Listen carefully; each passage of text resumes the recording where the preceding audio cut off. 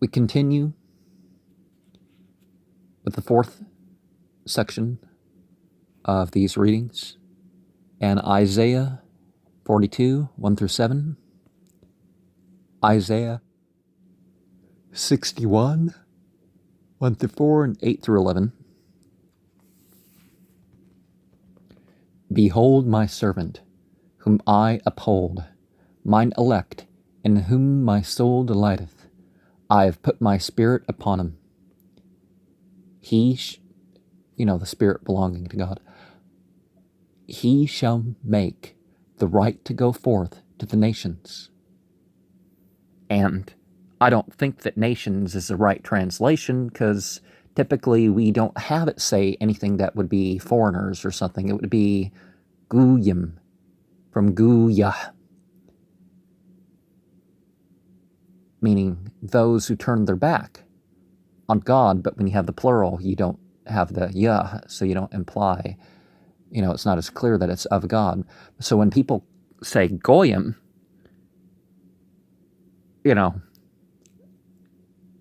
it's a really serious insult. It's like, which probably has nothing to do with your religion or anything like this. It's just they're saying, oh, you're not a Jew, or you're not an Israelite, or you're not part of the modern state of Israel or something.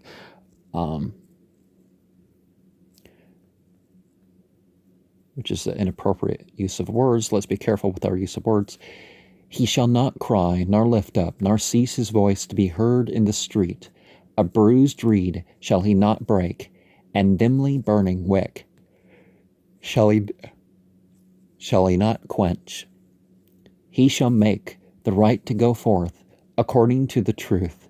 He shall not fail, nor be crushed, till he have set the right in the earth, and the isles shall wait for his teaching. Thus saith God as a noun and verb, he that created the heavens and stretched them forth, he that spread forth the earth and that which cometh out of it, he that giveth breath unto the people upon it, and spirit to them that walk therein.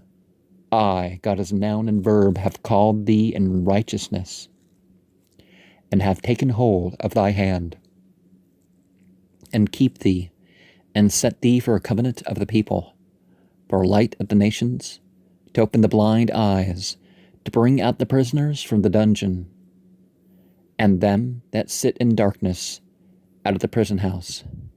The Spirit of God as a noun and verb is upon me, because God as a noun and verb hath anointed me to bring good tidings unto the humble. He hath sent me to bind up the brokenhearted, and to proclaim liberty to the captives, and the opening of the eyes to them that are bound, and to proclaim the year of God as a noun and verbs, good pleasure, and the day of vengeance of our God, to comfort all that mourn, to point unto them that mourn as upright examples, to give unto them a garland for ashes, the oil for joy of mourning, the mantle of praise. For the spirit of heaviness,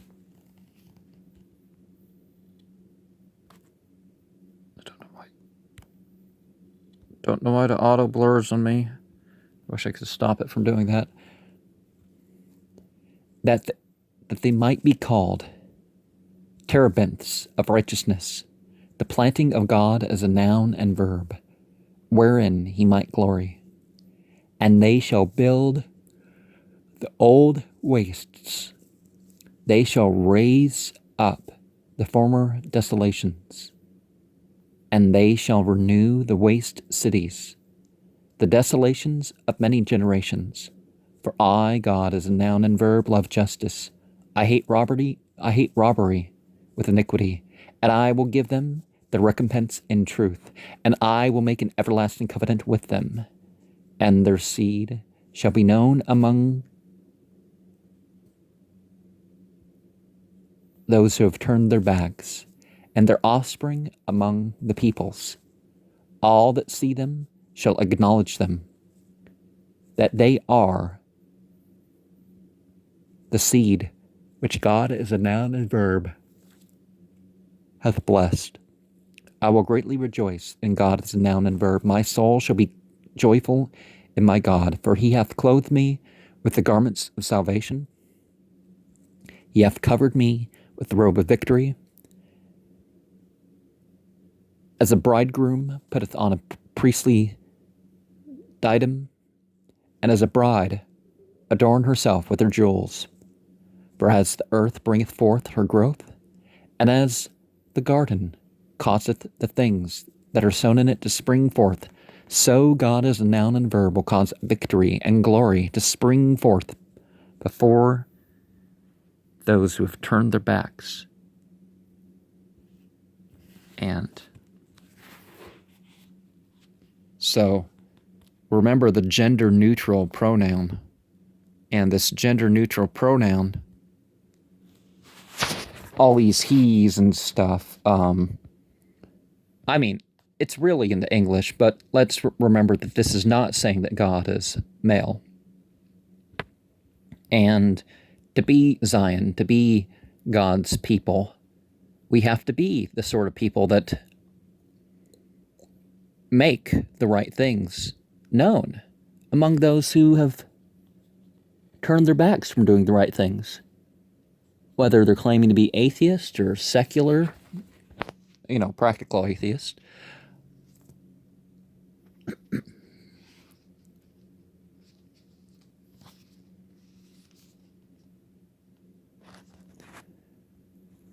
Section 5.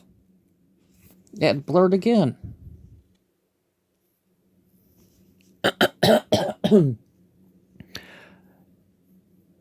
Jeremiah 29, 31, and 33.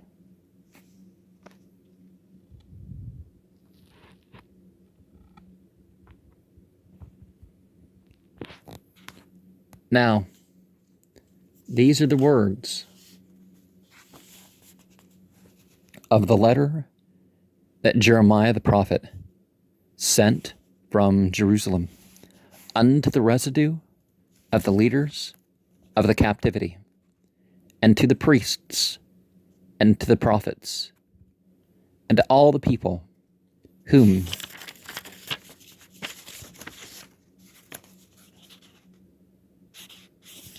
Nebuchadnezzar had carried away captive from Jerusalem to Babylon. Build ye houses. Well, why would God call a prophet of the prophets? So obviously we're talking about the spiritually gifted of other than God, right?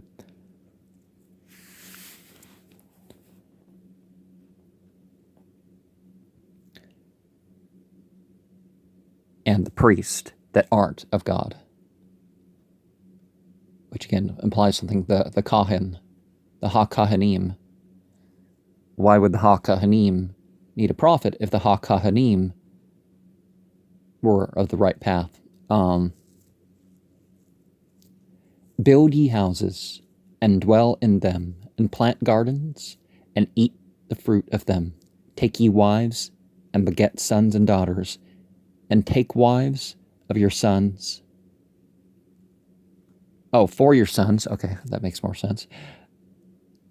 And give your daughters to husbands, and multiply ye there, and be not diminished, and seek the place of the city, whither I have caused you to be carried away captive, and pray unto God as noun and verb for it. For in the peace thereof shall you have peace. For thus saith God as a noun and verb of hosts, the God of the upright of God. Let not your prophets that are in the midst of you and your diviners beguile you.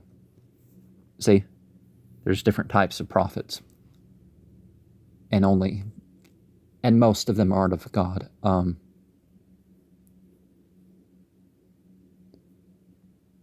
There are false prophets too now,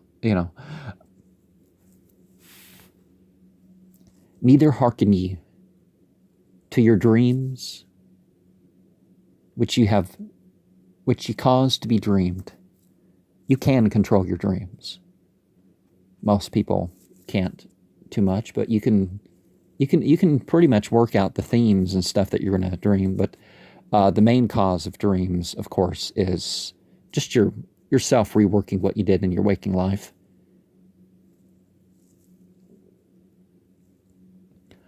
For they prophesy falsely unto you in my name. I have not sent them, saith God as noun and verb. For thus saith God as noun and verb. After 70 years are accomplished for Babylon, I will remember you and perform my good word towards you, in causing you to return to this place.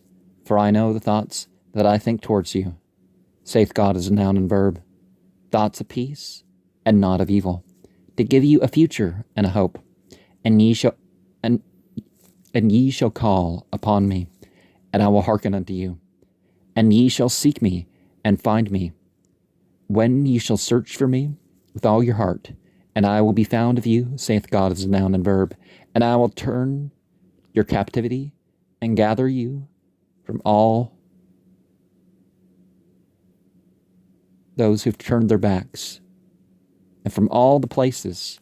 I'll see nations, different places. So I think it's goyim here. Goyim, which is not nations. And from all the places whither I have driven you, saith God as a noun and verb. And I will bring you back unto the place whence I caused you to be carried away captive. Behold the days come, saith God as a noun and verb, that I will make a new covenant with the house of the upright of God, and with the house of Judah. See, not the same thing. This is the covenant that I will make with the house of the upright of God. After those days, saith God as a noun and verb, I will put my law I will put my law in their inward parts, and in their heart will I write it, and I will be their God, and they shall be my people. And they shall teach no more every man his neighbor, saying, Know God is a noun and verb, for they shall all know me, from the least of them unto the greatest of them, saith God as a noun and verb. For I will forgive their iniquity, and their sin will I make mention of no more. The word zikr here is not saying that God will forget, but God will not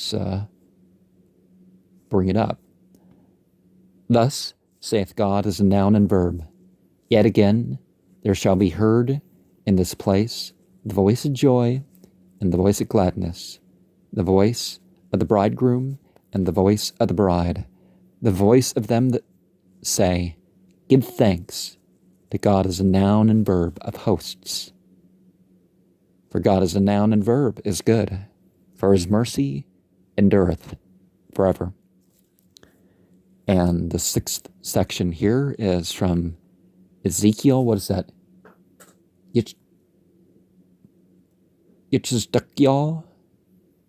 Is that how you say it? Yitzhak.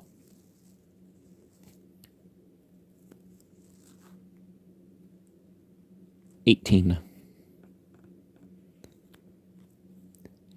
And the word of God as a noun and verb came unto me, saying, What mean ye that ye use this proverb in the land of Israel, saying, The fathers have eaten sour grapes, and the children's teeth are set on edge? As I live, saith God as a noun and verb, our God. Ye shall not have occasion any more to use this proverb in Israel. Behold, all souls are mine. As the soul of the Father, so also the soul of the Son is mine. The soul that sinneth, it shall die.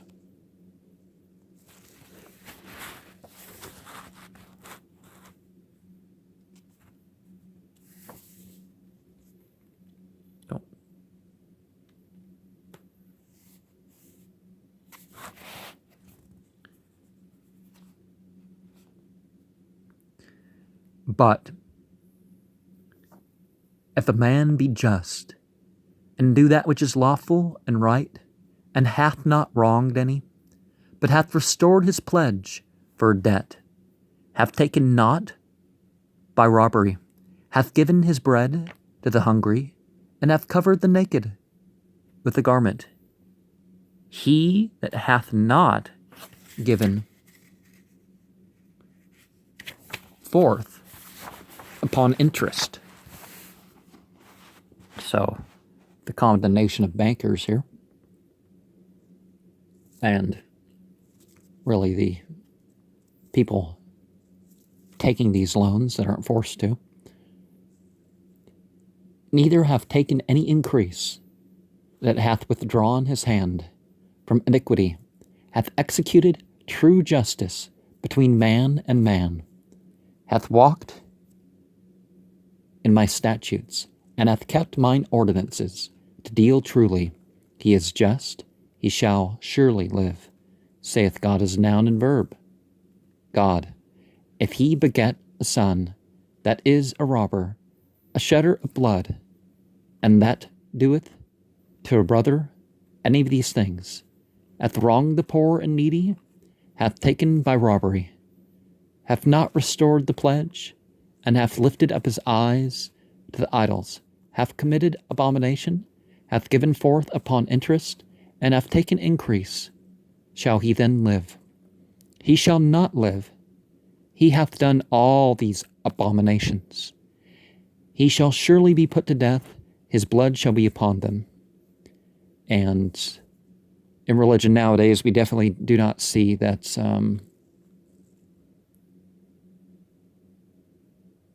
the death penalty goes for lesser things, nor the death penalty for leaving religion or being a part of a different religion or not being part of religion or that sort of thing. That's not acceptable in this age either. And by this age, I mean,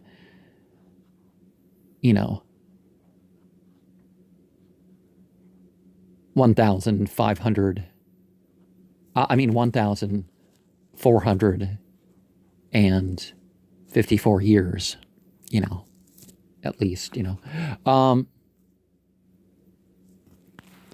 yeah, the criminal. Yeah, one's own death is upon you if you get executed as a criminal. That's obvious. Now lo, if he beget a son that seeth all his father's sins which he hath done, and considereth, and doeth not such like, he shall not die for the iniquity of his father. He shall surely live. As for his father, because he cruelly oppressed, committed robbery on his brother, and did that which is not good among his people, behold, he dieth for his iniquity. Yet say ye, why doth not the Son bear the iniquity of the Father with him? When the Son hath done that which is lawful and right, and hath kept all my statutes, and hath done them, he shall surely live. The soul that sinneth, it shall die. The Son shall not bear the iniquity of the Father with him, neither shall the Father bear the iniquity of the Son with him. The righteousness of the righteous shall be upon him, and the wickedness of the wicked shall be upon him. So no vicarious thing here. And there are social things, third and fourth generation being a social effect. That certainly makes sense. But if the wicked turn from all his sins that he hath committed, and keep all my statutes, and do that which is lawful and right, he shall surely live, he shall not die. When the righteous man turneth away from his righteousness, and committeth iniquity, he shall die thereof. Die therefore, for his iniquity that he hath done, shall he die. Again, when the wicked man turneth away from his wickedness that he hath committed, and doeth that which is lawful and right, he shall save his soul alive. Because he considereth and turneth away from all his transgressions that he hath committed, he shall surely live, he shall not die. Yet, saith the house of Israel, the way of God as noun and verb is not equal. O house of Israel, is it my ways that are not equal? Is it not your ways that are unequal? Therefore will I judge you, O house of Israel, everyone according to his ways, saith God as a noun and verb, our God. So definitely secularism and what pleases the world is not quite enough. The law of the land is not the same as what is right, per se.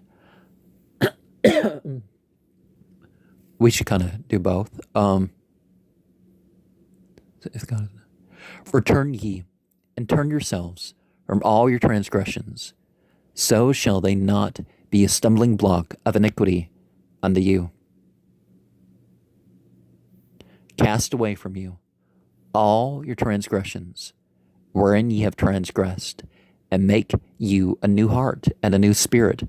For why will you die, O house of the upright of God? For I have no pleasure in the death of him that dieth, saith God as noun and verb, our God. Wherefore turn yourselves and live. So, spiritually living, spiritually dead, not necessarily the same as the physical birth and death, but so we can be spiritually born or spiritually die every day.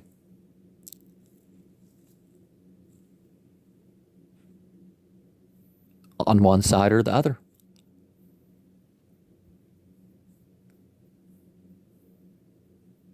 Hopefully a little of both. But 7 here is from Malachi. A son honoreth his father, and a servant his master.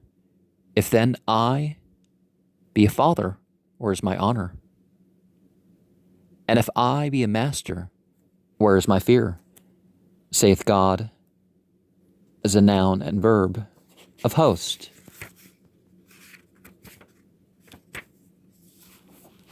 Unto you, O priests, that despise my name. See, we got to remember to say Yahweh.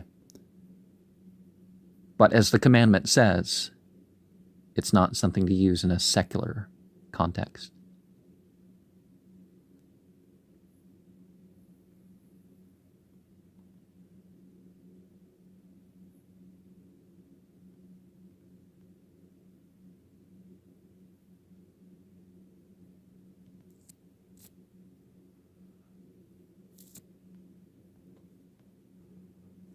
Know, then, that I have sent this commandment unto you, that my covenant might be with Levi.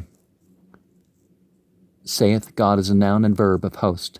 My covenant was with him of life and peace, and I give them to him, and of fear, and he feared me, and was afraid of my name. The law of truth was in his mouth, and unrighteousness was not found in his lips. He walked with me in peace and uprightness, and did turn many away from iniquity. For the priest's lips should keep knowledge, and they should seek the law at his mouth. For he is the messenger of God as a noun and verb of hosts. But ye are turned aside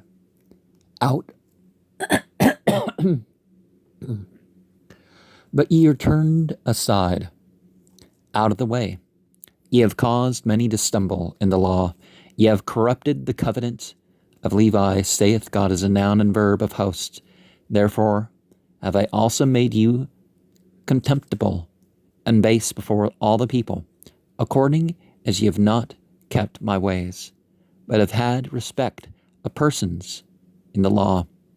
Have we not all one Father? Hath not one God created us? Why do we deal treacherously, every man against his brother, profaning the covenant of our fathers? Remember ye the law of Moses, my servant, which I commanded unto him in Horeb, for all Israel, even statutes and ordinances. Behold, I will send you Elijah the prophet before the coming of the great and terrible day of God is a noun and verb, and he shall turn the heart of the fathers to the children, and the heart of the children to their fathers.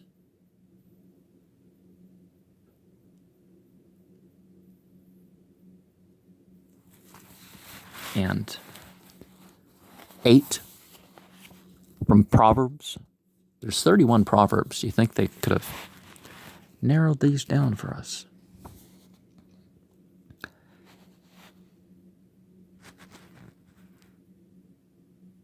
Hear, my son, the instruction of thy father, and forsake not the teaching of thy mother.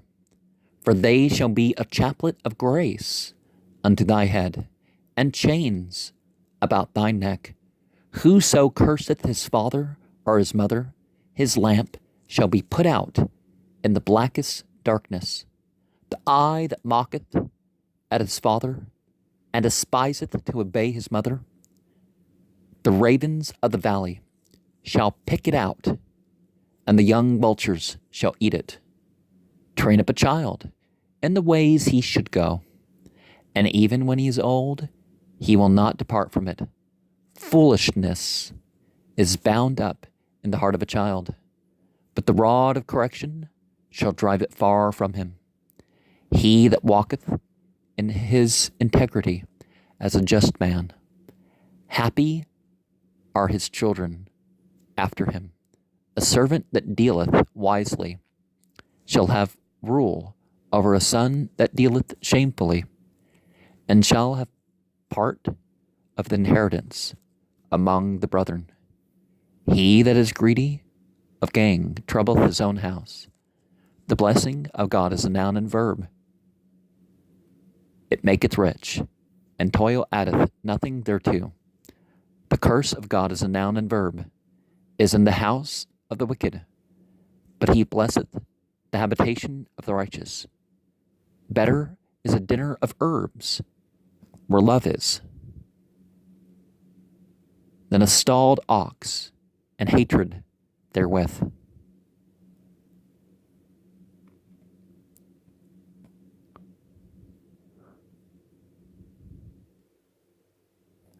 Yeah, feeling can definitely ruin even a more useful meal.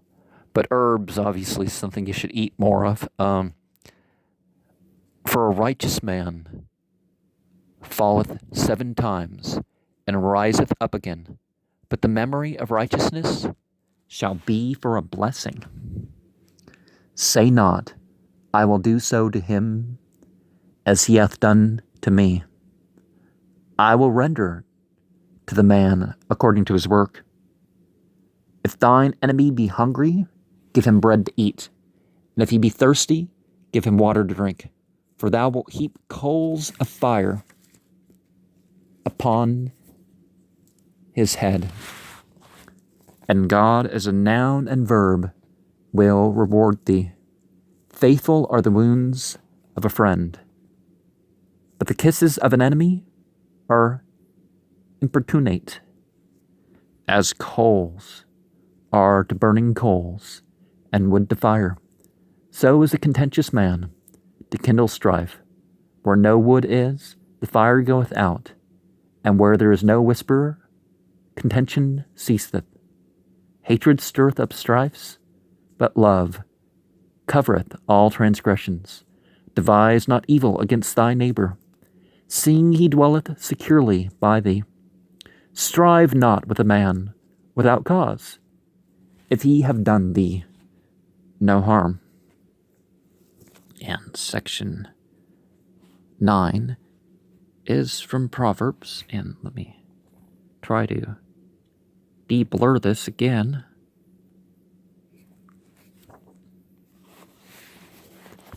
Withhold not good from him to whom it is due, when it is in the power of thy hand to do it. Say not unto thy neighbor, Go and come again, and tomorrow I will give, when thou hast it by thee. He that hath a bountiful eye shall be blessed, for he giveth of his bread to the poor. Whoso stoppeth his ears at the cry of the poor, he shall also cry himself, but shall not be answered. Rob not the weak, because he is weak, neither crush the poor in the gate.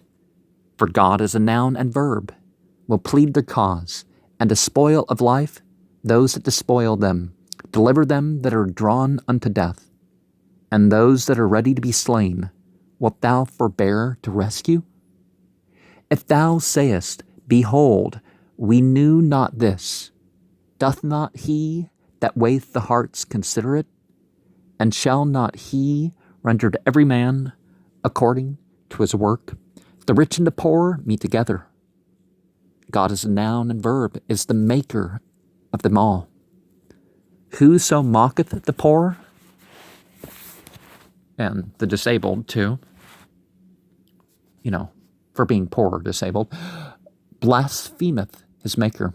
And he that is glad at calamity shall not be unpunished. The righteous man regardeth the life of his beast, but the tender mercies of the wicked are cruel. Remove not the ancient landmark, and enter not into the fields of the fatherless. For their Redeemer is strong. He will plead their cause with thee. Open thy mouth, judge righteously, and plead the cause of the poor and needy. The merciful man doeth good to his own soul, and he that is cruel troubleth his own flesh. And he that scattereth and yet increaseth, and there is that withholdeth more that is meat, but it tendeth only to want.